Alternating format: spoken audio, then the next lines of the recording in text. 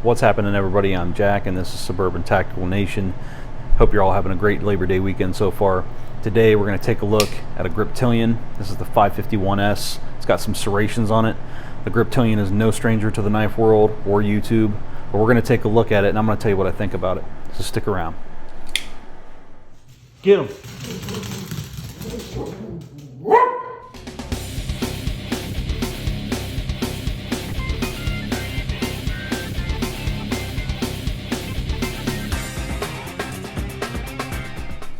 So last time we covered the Benchmade 940 Osborne, which is also a very classic knife, but it doesn't get much more classic than the Benchmade Griptilian 551S or the 550, which is a plain edge. But this here is kind of a part two to that last Benchmade we looked at, and this comes on loan from our good buddy Jason, nebuQloud. Most of you guys that subscribe to the channel know Jason as nebuQloud over at his YouTube channel and his Instagram, where he is a digital creator. He also has helped many channels create their introductions and outros, including he's done some help with mine, and he's done a fantastic job. Super nice guy, and he has a different take on his style of EDC and other things he does on his channel. If you don't know who he is, go check him out. I don't think you'll be disappointed. Pretty cool guy. So getting into this thing, we'll go ahead and do the specs, and then we'll talk a little bit about why this thing's a pretty good knife. We're looking at an overall length of 8.07 inches on this. Good size length.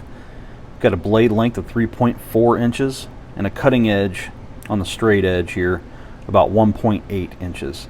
Thickness on this is 0.115 inches, and closed handle length you're looking at 4.5 inches and a handle thickness of 0.64. Nice, good grippy size. And then the weight comes in on this thing at 3.86 ounces. Really light for what it can do. And going into the anatomy on this and some of the materials, you're looking at a pretty aggressive drop point on this. You've got the partial serrations and you've got your plain edge here, and a really good, nice thick stout tip on this. Really well done swedge. You've got large size thumb studs on here, and your access lock. I'll leave a diagram up there where you can see how that's made up with the springs. And basically you got a bar right here that pulls back, and when you pull on springs it releases the blade from the cutout on the tang there on the blade. Big hefty stop pin.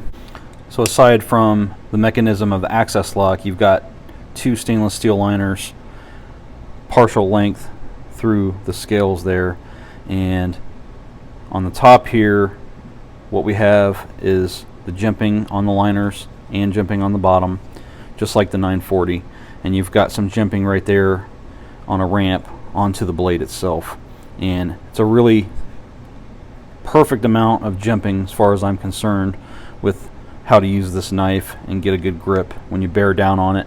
It doesn't feel like you got to extend out too much like on some knives where you either get any jimping or none. You know, you've got just enough that goes up, plus you have some on the handles here, which are a polymer plastic, and they're nicely contoured for all that grip, plus you've got the texturing right here. It's kind of like a diamond pattern.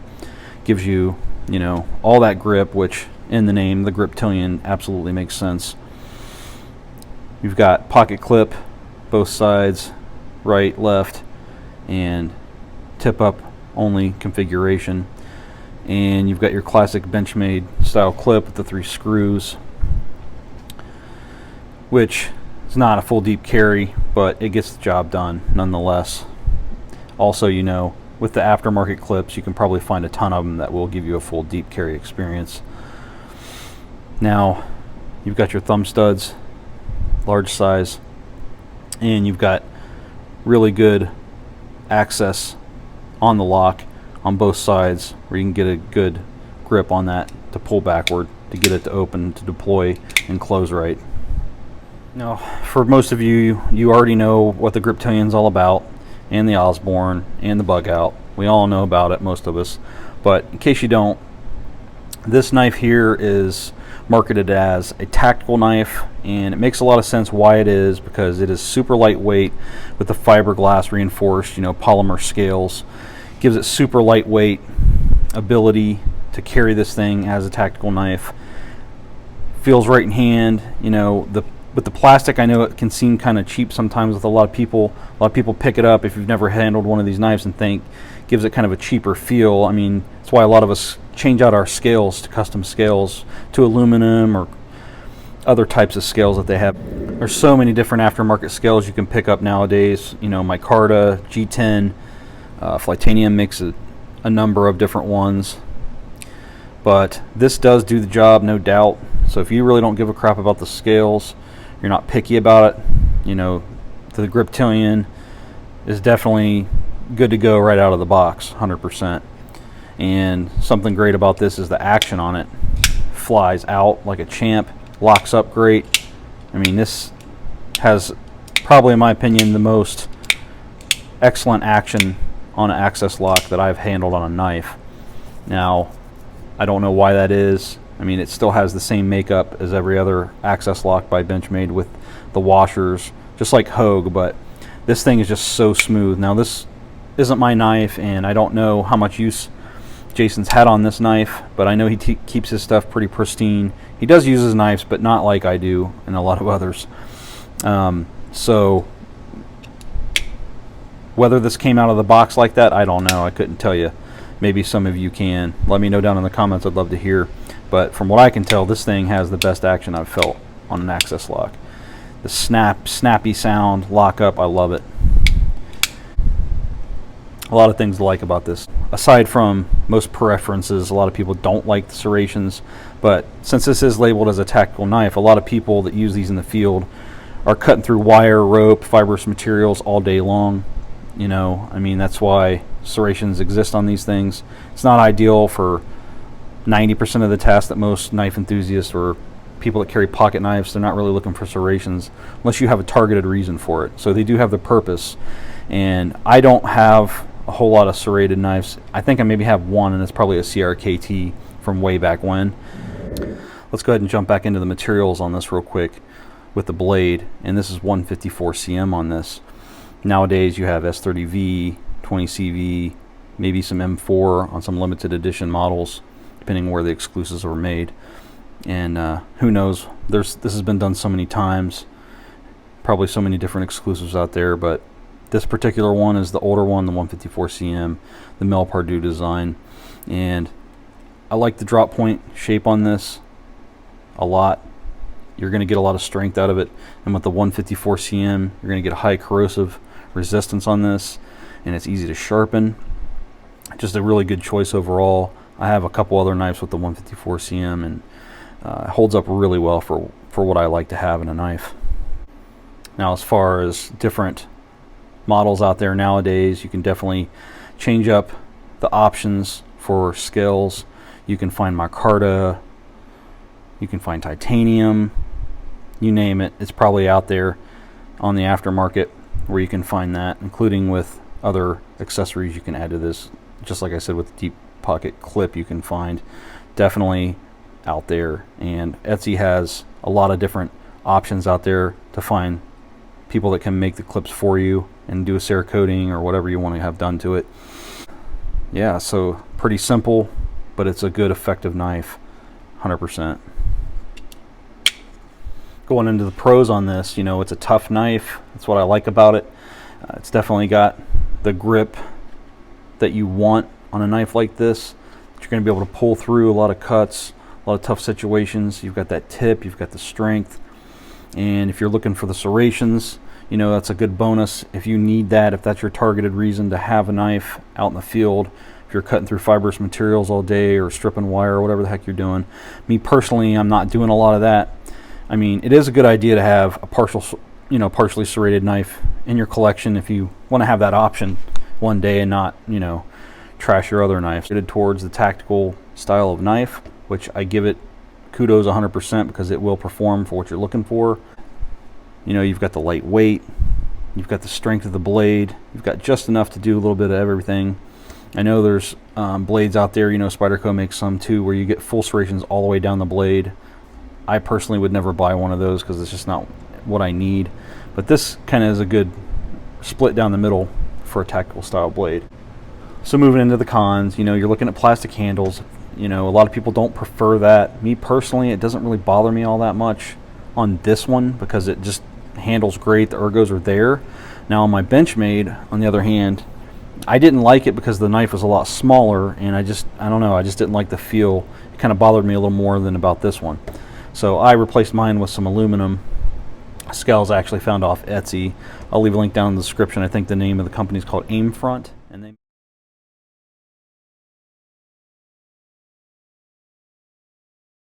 make a lot of different style scales that you can check out on there. I'm pretty pleased with it. I'll show you here in a minute with some blade comparisons when I show you the Benchmade bugout.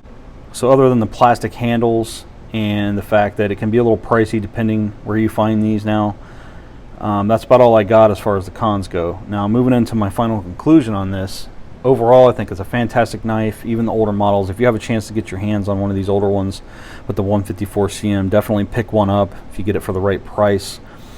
They have since been discontinued. If you do pick one up, definitely make sure you're paying the proper price for it. Don't overpay. There's definitely better options that you can get through some of the dealers and some of their exclusives you can come across. It's definitely a great knife. I love everything about it as far as the ergos, usability, and the options that you have. Just great overall blade. I definitely recommend it, but I also think there's some competitive options out there now, especially with Hogue coming out with so many different knives. I'm a big Hogue fan, especially Doug Ritter Hogue with his Rsk Ritter Hogue knife. Also, for other options, they also have the Mini on this, which is the Mini Griptilian. I don't have one to show you a comparison, but I do have a couple Hogues, so we'll get into that in just a second. But Hogue is a good competitor. Also, there's a lot of other knives experimenting with the access style lock. Let's go ahead and do some size comparison. We'll start with the Ontario Rat model number 1 and D2. Pretty good size knife. It's definitely got the Griptilian in length and width. Definitely the Griptilian is going to win on this one.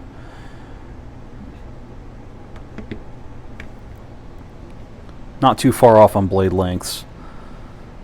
Handle length is definitely a little bit shorter on the Griptilian. So there's the Rat model number 1. Let's go ahead and put it up against the Ritter Hogue.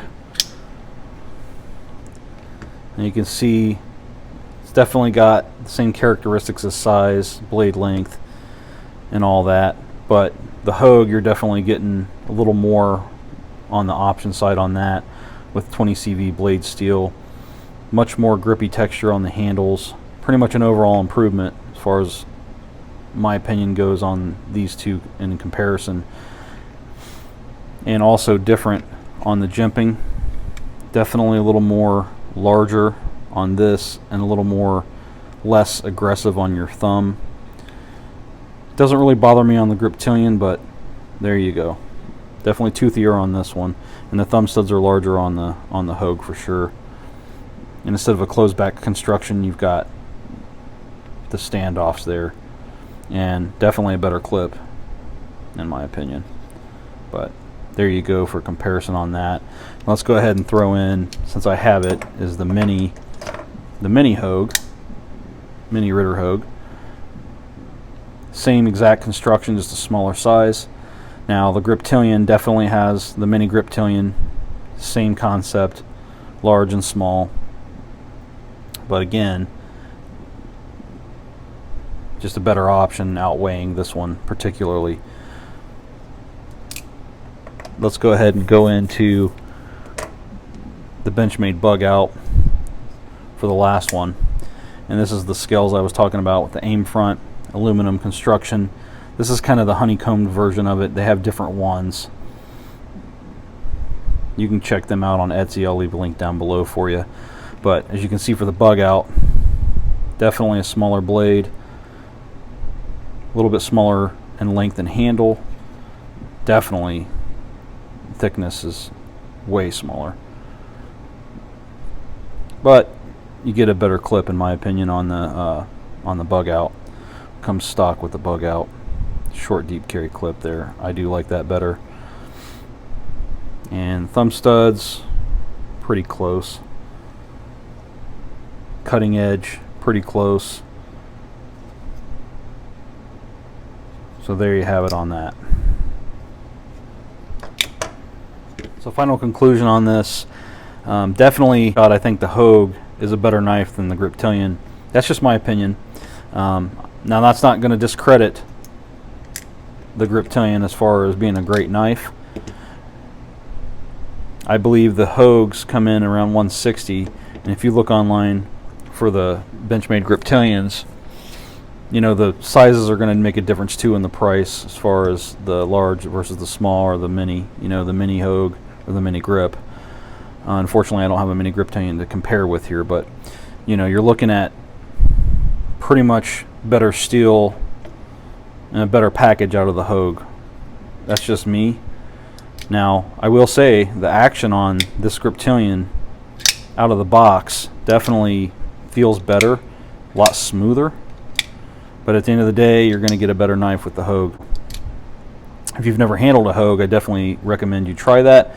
But don't discount or discredit the Griptilian, because it is a fantastic knife. It's going to get it done. It's a great option.